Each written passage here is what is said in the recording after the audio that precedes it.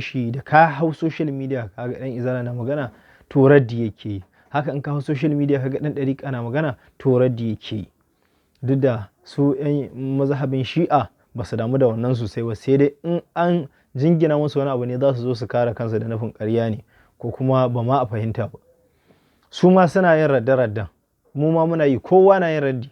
Amma dai wanda ya ɗauki abin ya zame mishi sana'a, ya zama shi da kaga bidiyonsa raddi ne, to yan izala da yan ɗariƙu. Da haka ne nake cewa wa'uzu billahi minash shaitanir rajim, bismillahir rahmanir rahim. Alhamdulillahi allazi anzala alaina alqur'ana wa amarna bitamassuki bihi ila yawmiddin.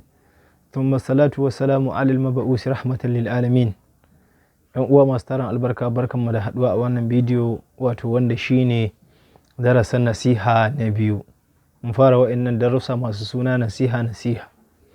Wannan nasihar tawo za ta wuce kai tsaye ne ga ɗalibai ire-irena da na ƙasa da ni da na sama da ni, dukkansu ina buƙatar wannan nasihar ta amfane su.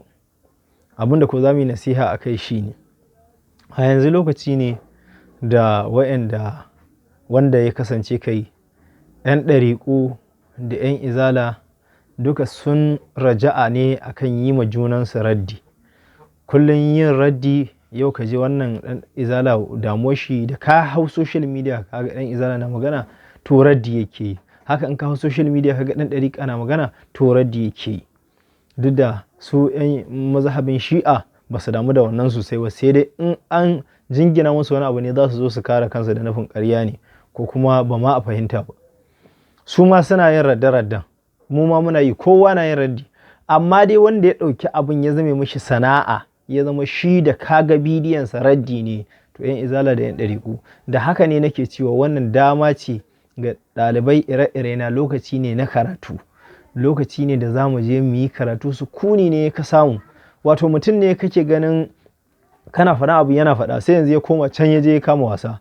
Saboda shi radde-radde in ka lura ba a amfana da komai. Mafi yawanci ɗalibin da ya fi zuwa sauraron raddi bai gane komai, ƙarshe ma sai ya dawo diyar raina addini ya ga to wannan ya ce ba gaskiya bane, wancan ma kuma ya ce to shi ma abin da yake ai ba gaskiya bane, sai ya zama ma gaba ɗaya ya shiga cikin shakku. Da wannan ne nake cewa lokaci ne ga ɗalibai ire-irena su himmatu da haddace alƙur'ani mai girma, da koyon wasu abubuwa na yare, da wayewa a addinance. Wannan shine nasihar da nake son in yi, tunda wa'yancan yanzu gaba ɗaya hankalinsu ya raja akan raddi. Kullum raddi. Da ka shiga duk wani matashi na izala za ka gan shi yanzu yana raddi ne a social media. Duk wani matashi na ɗariƙa yanzu mafi yawanci za ka ga raddi yake. Bai yiwuwa, zai wuya ka same shi ya buɗe littafi ko ya buɗe ƙur'ani ko ya buɗe wani abu yana karantar da jama'a gwargwadon ilimin da Allah ya hore masa. A'a, yana kan raddi. To kaga wannan abu ne na farin ciki, abu ne na nishaɗi da za ka samu sukun da za ka je ka karatu. Abokin tsangwama baya nan yana bacci. To shi ne.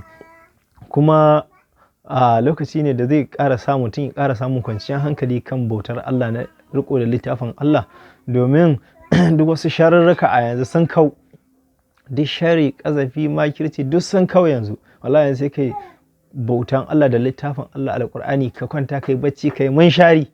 Duk da ko daman tunane-tunanen wasu sharurruka na wasu miyagun mutane yana yiwuwa a zuciyar mumini, amma dai dama ai an san cewa wannan abu yana iya zuwa a kaddara, domin ko shugaban ƙasa ma sai ka ga an ɗaure shi. Ba ka ganin Buhari na yanzu ya taɓa yin zamanin da shi ma aka ɗaure shi a matsayinsa na shugaban ƙasa ma kenan, babba ƙarshe a ƙasa, a kuma zamanin, a kuma aikin mulkin duniya. Kaga daman irin wannan bai zama wa abun barazana ga mutum. Ha kawai ma kana tafiya neman abinci ma wani mai laifin zai iya zuwa ya wuce ta inda kake a zuwa ya zaton kai ne. Ita kaddara a ɗaure ka ko a cutar da kai ko a maka ƙazafi, duk wannan ba ta wucewa. Yauwa, wannan kaddara ce kawai daga Allah, tana iya faruwa a koyaushe. Amma ƙazafi ko sharri ko makirci duka wannan ana iya yi, amma yanzu duk yayi sauƙi.